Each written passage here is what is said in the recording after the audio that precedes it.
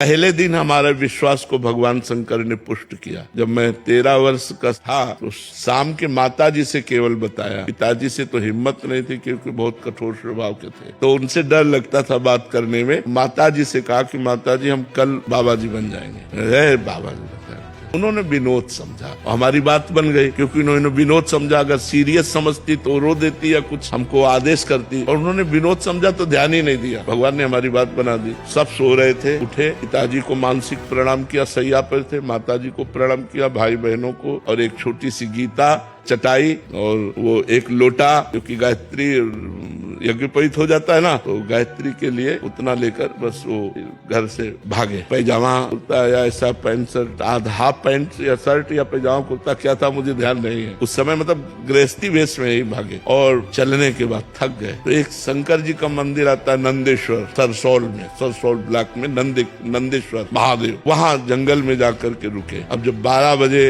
भूख लगी, क्योंकि सुबह से कुछ न कुछ घर में मिल जाता था, सुबह तो मिला नहीं, चलते चले आए। अब दोपहर के 12 बज गए, भूख लगी, तो पहली बार हमारे मन में प्रश्न उठा, कैसे जीवन निर्वाह होगा, जीवन निर्वाह कैसे होगा, कहाँ रहेंगे, कहाँ जाओगे। तुरंत हम कहा ये तो हमको परास्त कर देगा प्रश्न, तुरंत हम कहा भगवान जैसे रखेंगे, हम भूखों मर जाएंगे लेकिन घर नहीं जाएंगे, हर कष्ट सहेंगे। इतने में एक आदमी आ गया, हमारे विश्वास को भगवान ने तुरंत पुष्ट किया। एक आदमी आ गया, उसने कहा बच्चा यहाँ एक सूर स्वामी रहते थे, जानते हो क्या? हम कहा हम यहाँ नए आए, हम जानते किसी को नहीं। कमंडल खोला, 1 लीटर दही होगा, मीठा दही, गांव के दूध गड़वा का लाल दही, लाल रंग का हो गया। बोला तुम पी लो, अब हम वापस नहीं ले जाएंगे, उनके लिए लाए थे, वो है नहीं तो आप पी लो, वो संत कहीं चले गए होंगे, हमें सब कुछ लगे। हम कहा हम क्यों पी ले?